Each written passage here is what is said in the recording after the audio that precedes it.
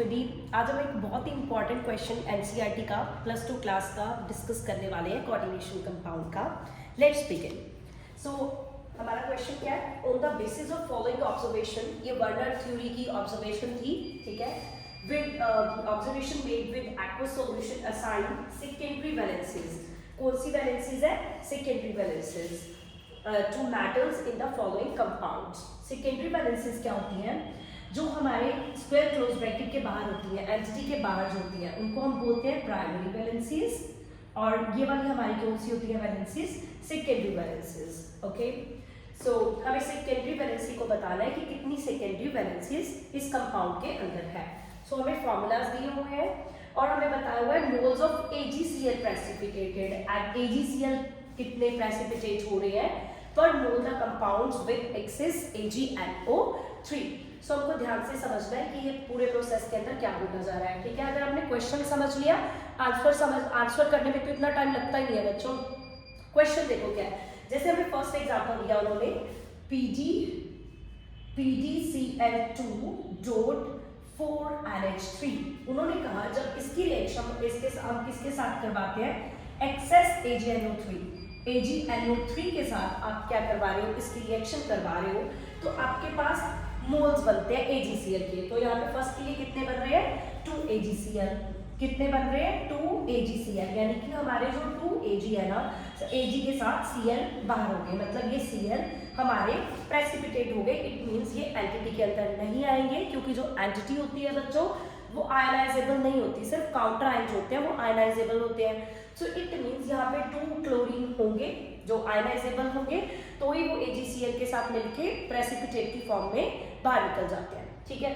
सो इस तरीके से हम इस पॉइंट को हम यूज करेंगे इनको करने के लिए।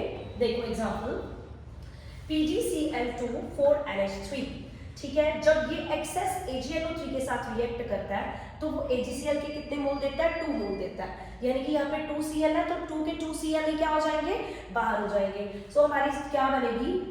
PdCl2 बाहर गए, NH3 कितने हैं? 4, ये हमारे लिगेंड है, ये एंटिटी के अंदर, और जो Cl2 है वो एंटिटी से बाहर हो जाएंगे, क्योंकि जो Cl है बच्चों वो क्या है? AgCl यानी कि प्रेसिपिटेट बना रहा है, ठीक है। 2 के 2 मोल्स ही बाहर हो गए।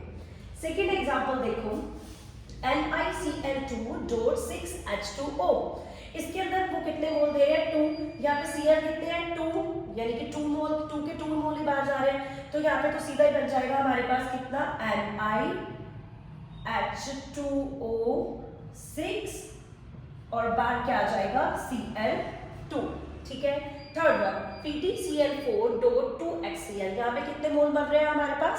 0। कितने मोल बन रहे हैं? 0, यानी कि यहाँ पे किसी में भी कोई भी काउंटर आयन प्रेजेंट नहीं है, तो क्या होगा हमारा? Cl यहाँ पे 4 है, यहाँ पे Cl कितने हैं? 2। 4 और 2 कितने हो गए? 6। कितना बन गया? PdCl4।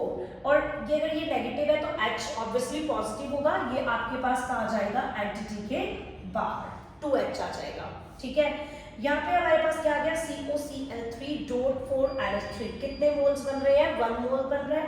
सो 1 मोल का मतलब है यहाँ पे Cl कितने आपके पास? 3, तो एक Cl एंटिटी से बाहर हो जाएगा और जो 2Cl है वो एंटिटी के अंदर आएंगे एज अ लिगेंड। तो बना देते हैं इसको भी हम। हमारे पास जो सेंट्रल मेटल एटम है वो क्या है? कोबाल्ट, और Cl कितने आ जाएंगे हमारे पास? 2, NH3 हमारे पास कितने हैं? 4, और एक क्या आ जाएगा? Cl, क्योंकि यहाँ पे कितने मोल बन रहे हैं? 1। नेक्स्ट वन, 6th वन में देखो Pt, यहाँ पे कितने बन रहे हैं? 0, ठीक है। तो 0 का मतलब है कि सभी हमारे क्या है? लिगेंड्स हैं। सो सेंट्रल मेटल एटम है आपका प्लैटिनम, ठीक है। उसके बाद Cl2 और NH3 कितने हैं हमारे पास? 2, ठीक है। सो इस तरीके से आप बड़े इजीली इसको सॉल्व कर सकते हैं। अगर आपने ध्यान से कोऑर्डिनेशन वाले चैप्टर को समझा तो ये क्वेश्चन आपको समझ आ भी गया होगा। कईयों को इसके अंदर डाउट होता है, ठीक है। सो होपफुली आपके